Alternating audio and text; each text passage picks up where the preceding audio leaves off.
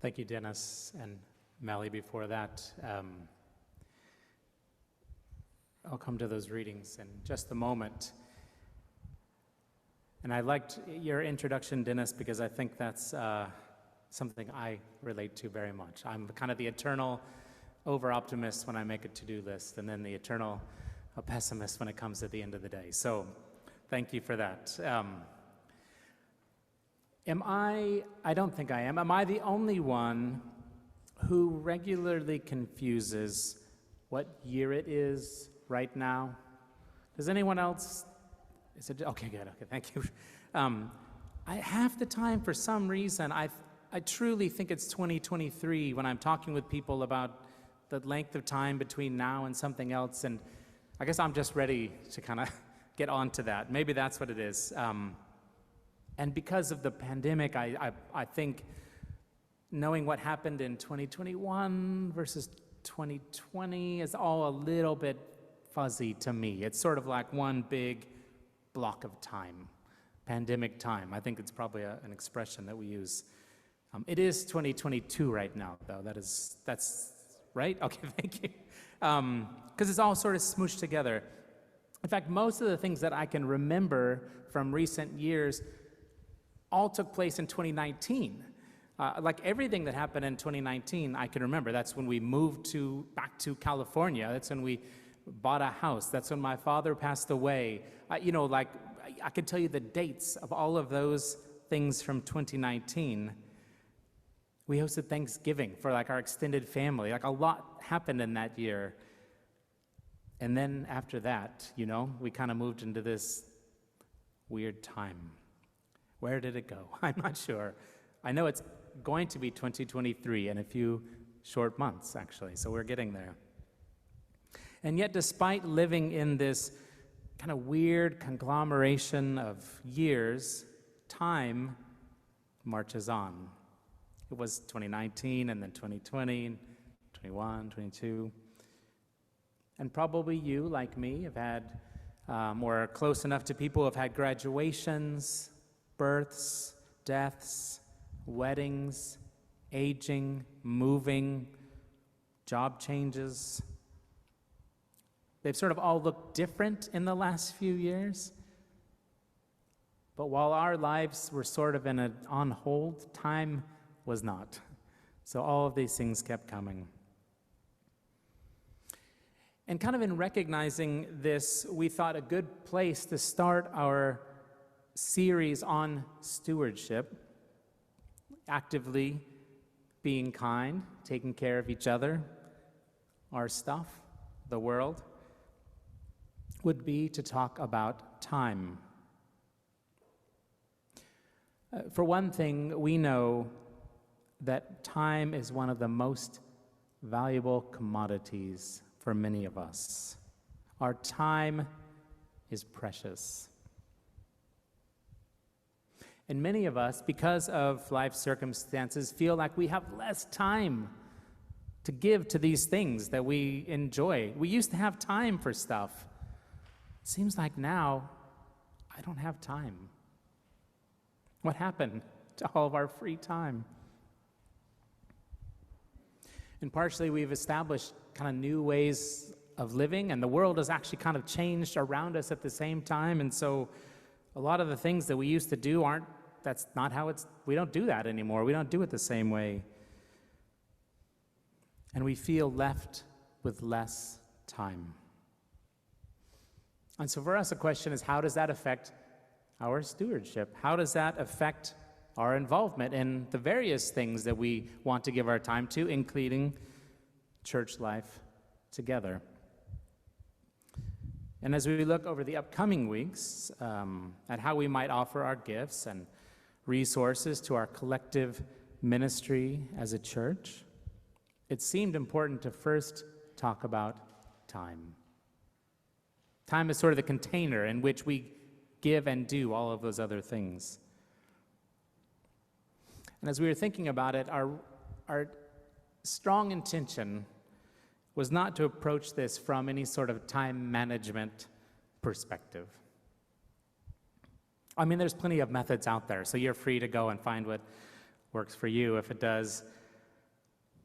But there seems to be no one technique for living with time that works for everybody, because our circumstances are different. We can be working or in school or retired. I mean, certainly those are going to be different.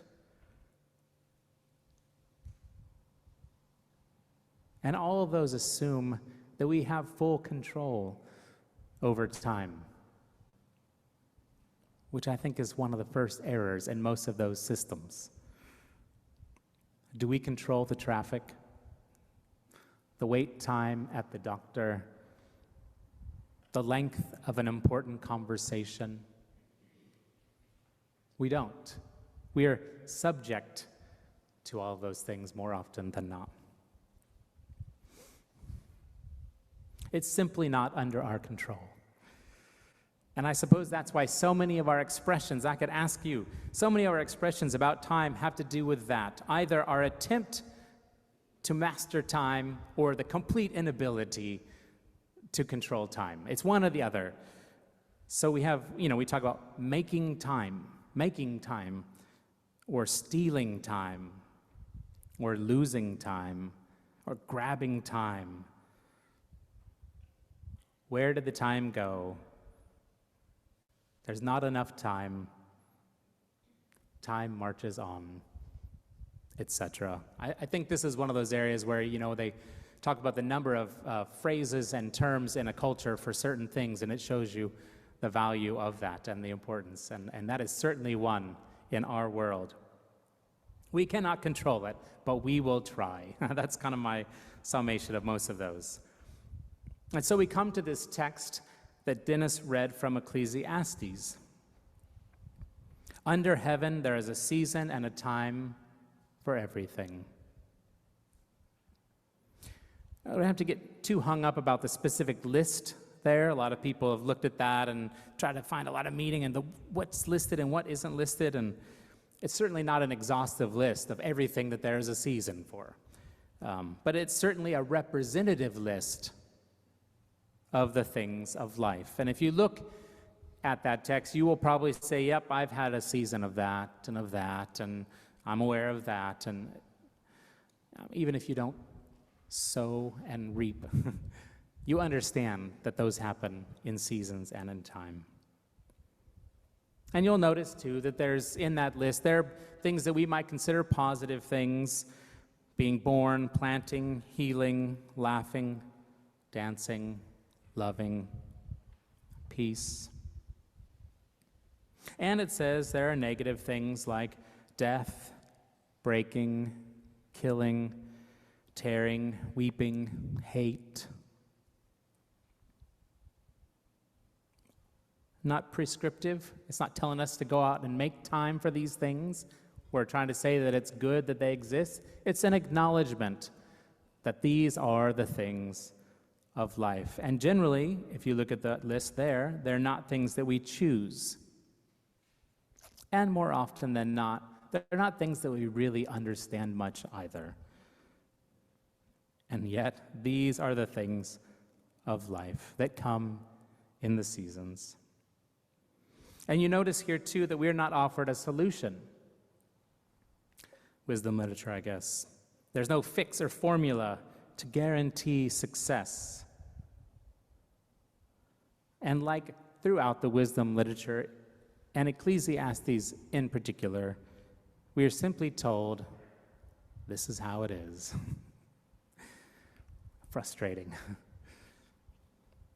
But it resonates with me, perhaps because this is how the world feels to most of us. William Brown, in his commentary on Ecclesiastes, notes that this was written most likely at a time of turbulent socio-economic change that prompted many to question the wisdom of the past, an age of melancholy and questioning, a culture of death and disillusionment. Socio-economically, the discourse reflects the lack of security and well-being felt among ordinary citizens.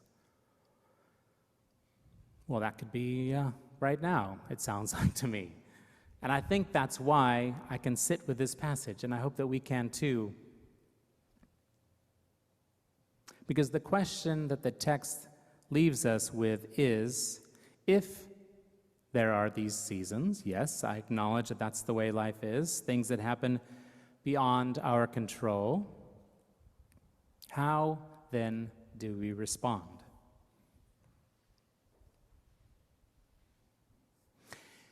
And what makes me hopeful, I suppose, in this, and something that I also want us to see, is that time and these seasons, though inevitable, and we are aware of the weight and the burden and the toil of many of these things,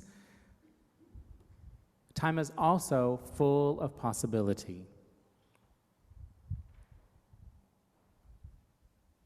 Every good or bad thing that has ever happened took place in time.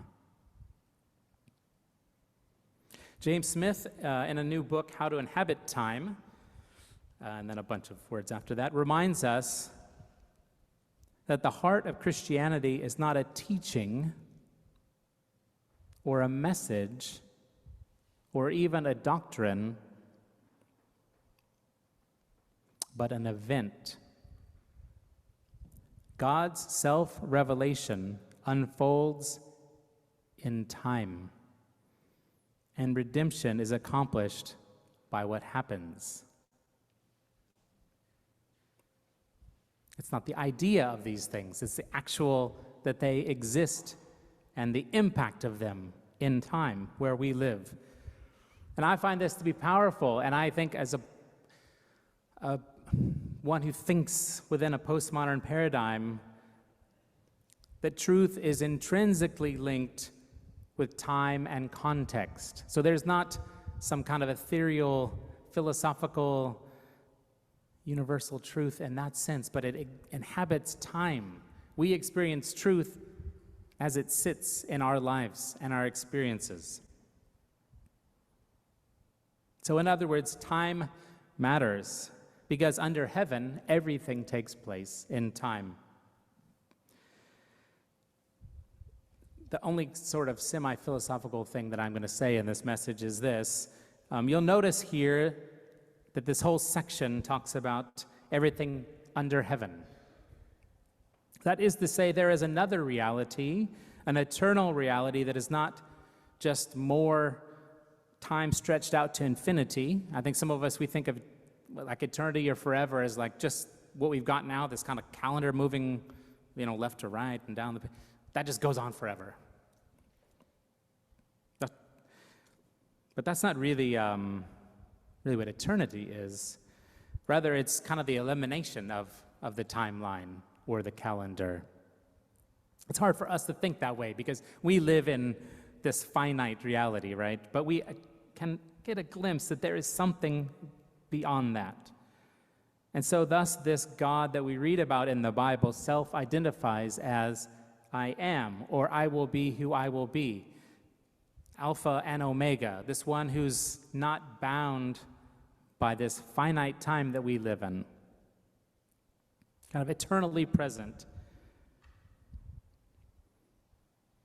And yet this God works with us in time. So I quote Smith again here, who points out that one beauty of faith is that although we live our lives with our finite experiences, we do so with an infinite God. And Jesus has given the Spirit to guide into all truth across time. So part of our response to the inevitability of time, this stream perhaps in which we stand and kind of watch it go by, is to partner with God, who somehow stands both inside and outside of time as we experience it. There is a hope in that, because otherwise this life that we're experiencing is too overwhelming. But to be able to grab onto one who's not in the current.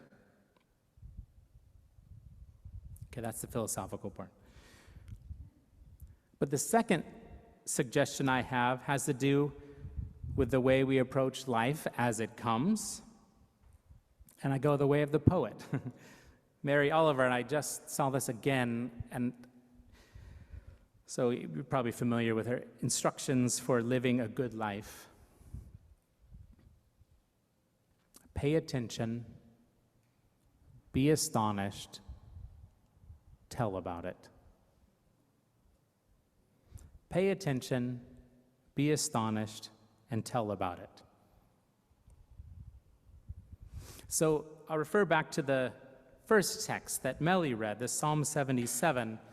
If you want to look in your Bible while I'm talking about this, you can. Because it's a song, as was mentioned, that is both remembering God's saving acts and talking about life's trouble. It's one of these cry out, okay, God, wait a minute, I don't know.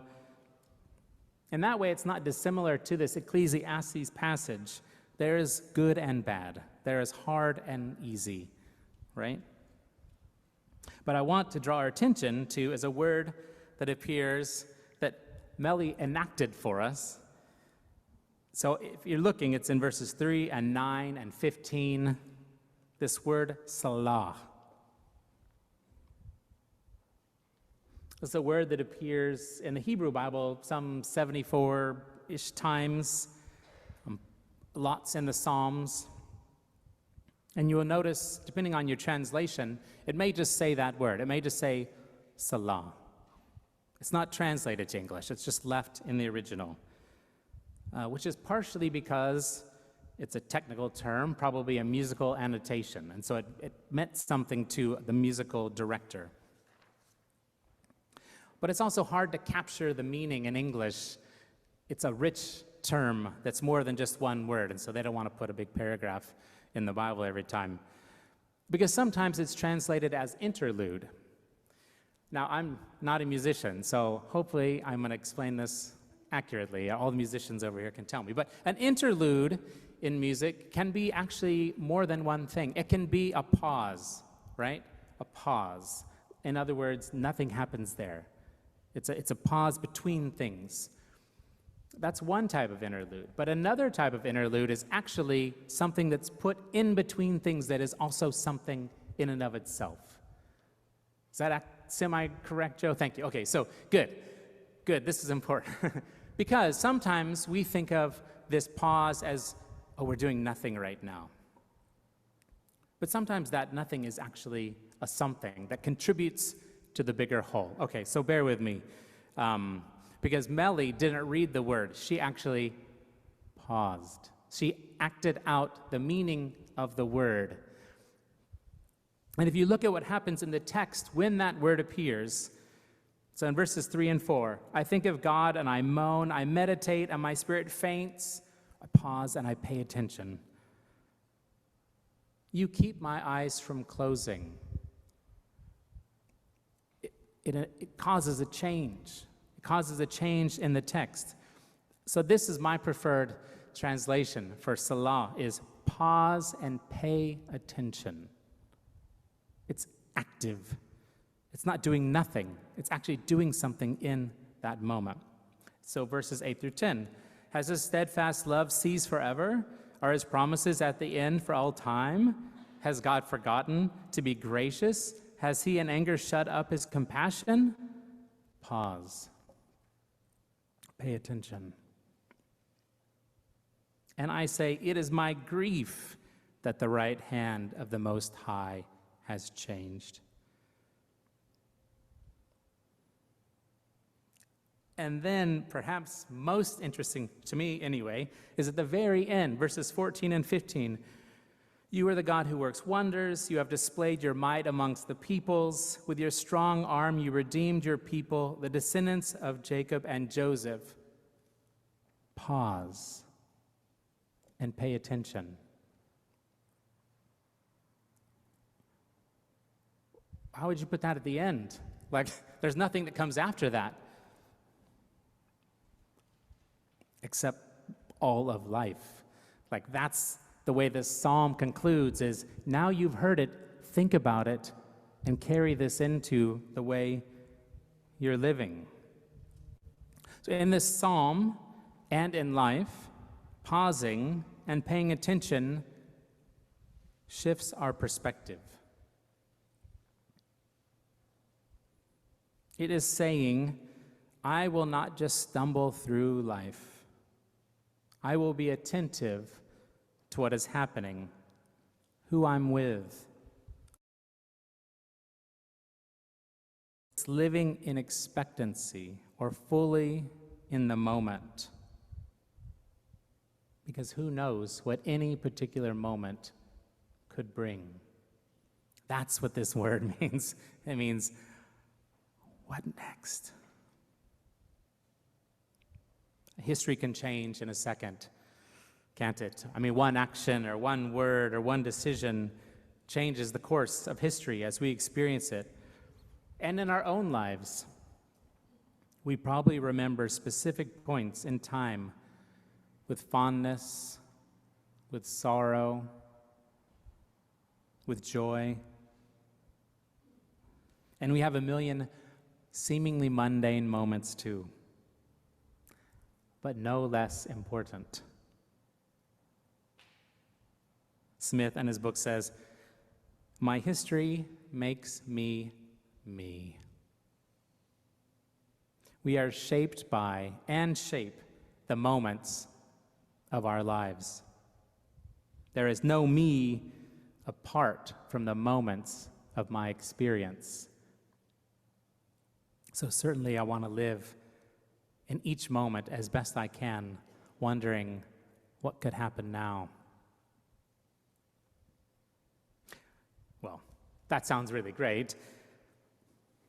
But I think the key to living this sort of Salah life, a life full of pausing and paying attention, well, we have to kind of think of how we would do that. Because otherwise we get to the end of the day, and where did the day go? Or week, or month, or year. And frankly, most of us don't have the luxury of some sort of guru life, constantly taking note of everything happening around us and sitting cross-legged in the grass, watching the universe in motion. Some of you do, maybe. You're lucky. But let me clarify. The goal is not just introspection. I'll just share a quote that I came across that I really like. So many of you are probably familiar with this quote from Socrates, the unexamined life is not worth living. I love that. I'm like, yes, of course, I want to live that way. But Saul Bellow says, Socrates says the unexamined life is not worth living. My revision is, but the examined life makes you wish you were dead.